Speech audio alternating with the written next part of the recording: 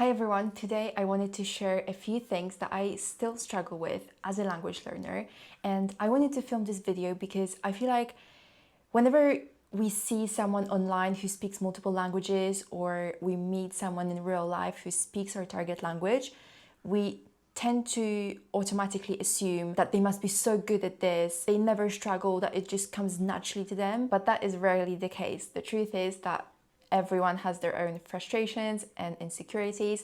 And yeah, I wanted to film this video because I feel like not many people talk about their struggles, especially online.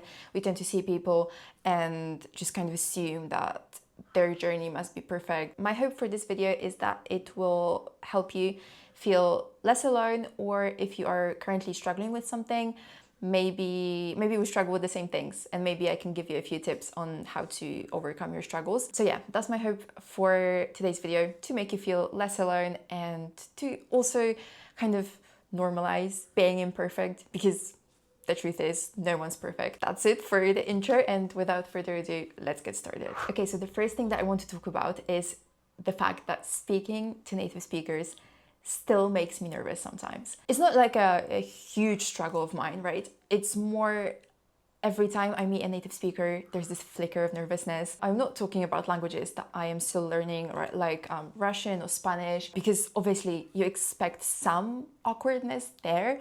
I'm talking about languages that I've been fluent in for years. So I mean English and French. Every time I meet someone from an English-speaking country or from a French-speaking country, I just get nervous a little bit, and I think to myself, okay, now you better speak perfectly.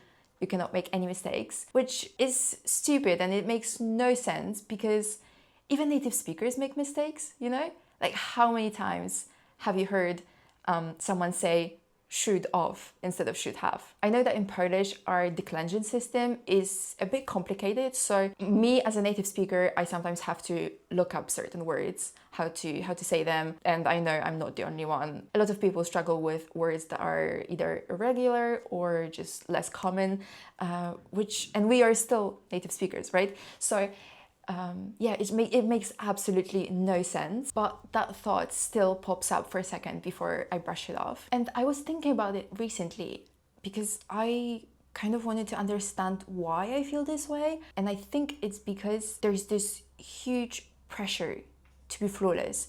Like, we think that if we make a mistake, people will judge us or think that we are not really fluent, whatever that means. But in reality, no one cares as much as we do. So whenever those thoughts pop up, I kind of have to remind myself that A, my languages are really freaking good, and B, that I'm allowed to make mistakes. And also C, this might sound silly to some of you, but sometimes I kind of have to remind myself that I have a native language too, you know? It's not like they have a native language and I don't. It's just my native language is different and we just happen to be speaking theirs. I'm not less than them just because we are communicating in their native language. And honestly, when I think about someone learning my native language, which is Polish, I would never think less of them if they made a mistake. I wouldn't even care. I'd be impressed, I'd be supportive. So the question is, why don't I give myself that same grace? So yeah, that's just something that I wanted to share. Not because it's a huge struggle or anything, but because I don't think we normalize that enough. That even though you are fluent in a certain language, you can still be a bit insecure, or some situations can make you feel a bit insecure, and that is completely fine. And I promise you that if you struggle with something similar, you're not the only one. Okay, the next thing that I still struggle with is caring way too much about what people think, whether that's about my methods or just my language learning routine, whatever, just in general, caring too much about what people think. And I think that's a very universal experience. A lot of people have a lot of opinions about how you should learn languages, what methods you should use, what methods you shouldn't use. And the truth is that language learning is not one size fits all. Methods that work for you might not work for someone else, and vice versa. Methods that don't work for you might work for someone else. I feel like sometimes people speak with so much authority, like there's just one method, one correct way to learn a language, which that's just not true. Even people who are related to each other might have completely different learning styles and different methods might work for them. For example, my mom is currently in her 50s and she is learning English. And she is such a visual learner that when sometimes she asks me, hey, how do I say this in English? I tell her, and she asks me to write it down because that way she can remember the word. Whereas if I just say it out loud, I have to repeat it a few times for her to remember that word. And to me, on the other hand, I quite like audio lessons. Or I remember when I moved to France, I learned so many new technical vocab just going to my lectures. I'd never seen those words written down, but I would find myself using them when I would write essays and stuff like that. So yeah, I can easily pick up new words from just hearing them, whereas my mom, we're literally related to each other, she cannot do that. And let's say an audio course would not work for her at all. So yeah, the way I learn languages might be completely different to the way someone else does it. But the point is that if your method works for you, then that's all that matters. There's no need to justify it, to explain it, to prove to someone else that it works. If it works for you, then that's all that matters. And in general, I feel like we need to stop treating language learning as if it's this rigid thing with very strict rules. It's not school, it's not a competition. At the end of the day, most of us are just doing it for ourselves as a hobby. It should be fun, and I feel like we just need to take it a bit less seriously. Okay, the next thing that I still struggle with is motivation.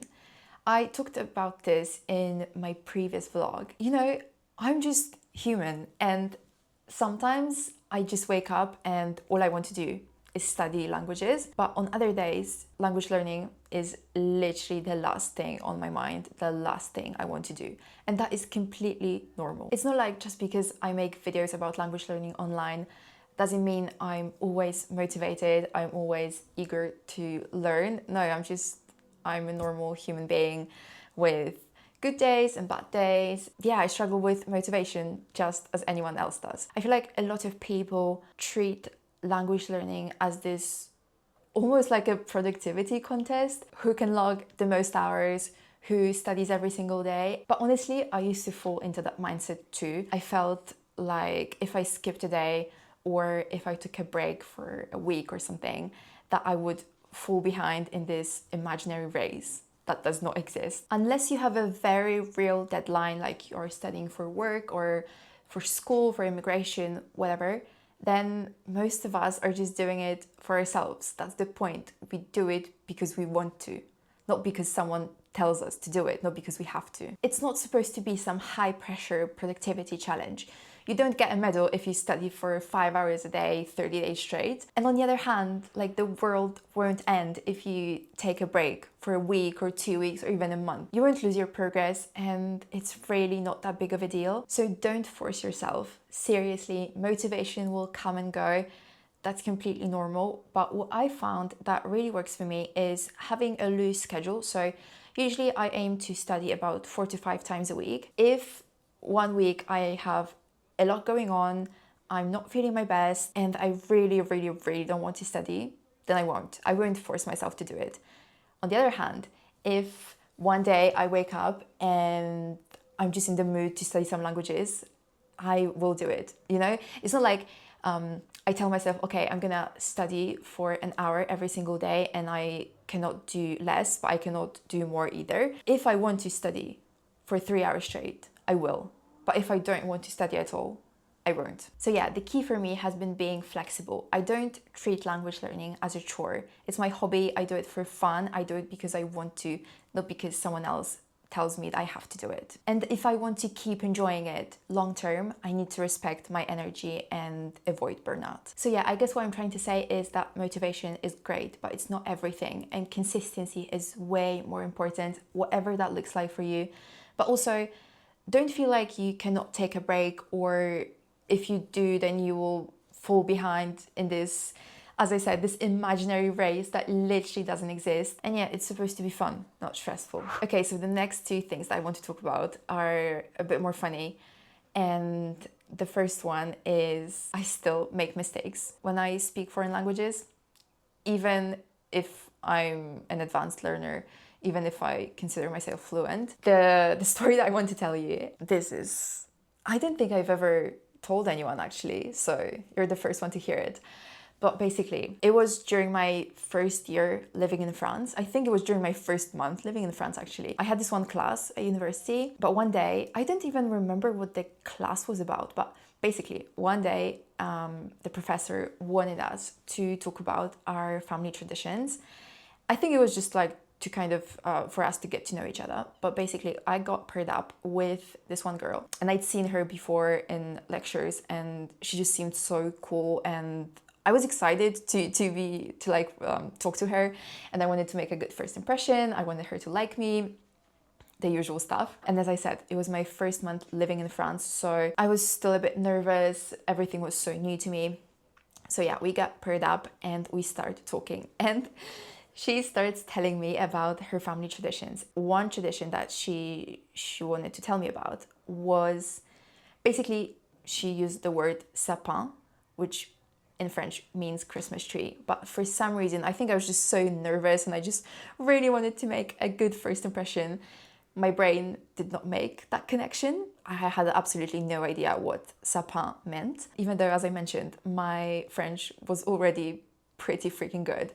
So yeah, for some reason, my brain absolutely did not make that connection. So she started telling me about this tradition that every year her family, they go and they pick a sapin. Yeah, they bring it home, they decorate it.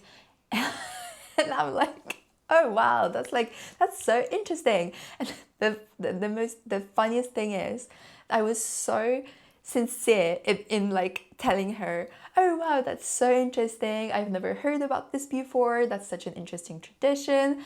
That seems so nice. She was like, I think she was a bit confused at first, but then she said, oh yeah, well, I guess not everyone does it. Yeah, it's quite popular here in France. And she was so sweet about it too. She just kept saying, oh yeah, it's a fun tradition. We do it every year. I really like it. It's one of my favorite traditions. And it wasn't until I was on the subway home a few hours later that it suddenly clicked, and I was like, oh my god, of course, sapin means Christmas tree, and I just made a complete fool out of myself, and I was so embarrassed. The good news is that we became very good friends. Yeah, she's very nice, but yeah, to this day, when I think about that situation, I'm just like, oh my god. It's seriously one of my most embarrassing situations. Well, one of the most embarrassing things that has ever happened to me, I think. Because I was listening to her and I was so interested as well. I was like, wow, oh my god, yeah, oh my god, I've never heard about this before. It's like, yeah, you literally do it too. So yeah, I make mistakes too, and not even in languages that I am still learning or I'm a beginner in, literally in languages that I am fluent in, because I just get nervous. So yeah, the next time something embarrassing happens to you, just know that it happens to literally everyone, or at least to me. So, okay, and then last thing is that I still sometimes mix up words in different languages. For some reason, I don't know, I know why. Whenever I speak Russian, instead of saying spasiba, which is thank you, I want to say rahmat. So spasiba is thank you in Russian, and rahmat is thank you in Uzbek and Kyrgyz. And I have to actively stop myself from saying rahmat and say spasiba instead.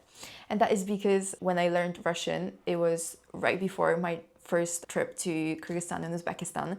And when I went there, I obviously would speak Russian, but anytime I wanted to say thank you, I would say thank you in the local language. And for some reason, my brain still thinks that thank you in Russian is rahmat. So the first time I had to use Russian outside of Central Asia was actually in Moldova a few months ago. And I kid you not, I was at a bus station and I was buying a bus ticket. Yeah, the lady handed me the ticket, and right at the end, I went rahmat instead of spasiba. And I had to correct I literally had to stop like mid-word and correct myself and say spasiba. And it still happens. Like a few weeks ago, I was in Armenia and Georgia, and I would have to consciously stop myself from saying rahmat. I think that's just language learning for you. Sometimes your brain just decides to make up new rules and You just kind of have to laugh it off. And yeah, I think the whole point of this video, what I wanted to film this video, was to tell you that language learning is really not that serious, that it's fun, and sometimes you make funny mistakes, sometimes you embarrass yourself, and that is completely normal. And I would really love for us to normalize being imperfect, because I noticed, especially since I started sharing my journey online, I noticed that we hold each other to an impossible standard. We tend to be such perfectionists when it comes to language learning, and I am talking about myself too. I also tend to be a huge perfectionist, and I really want to unlearn that, because it does more harm than good, I think. And yeah, that's why I wanted to share a few of my struggles with you. And again, those are not like huge struggles or problems, but just something that still happens to me sometimes. And yeah, I just feel like not enough people talk about it, and it can sometimes make it seem as if other people are perfect, they don't struggle with anything, everything comes to them naturally. And I promise you, I think like 99% of people have their struggles and frustrations. Yeah, we're all just human, we're all just trying to learn new languages and connect with new people. That's the whole message of this video, I guess. It's really not that serious. It's okay to struggle. It's okay to make mistakes, embarrass yourself. It literally happens to everyone. All right, so that's it for today's video. I really hope you enjoyed. If you did, let me know in the comments. And yeah, don't forget to like, comment, and subscribe, and I'll see you in my next one. Bye.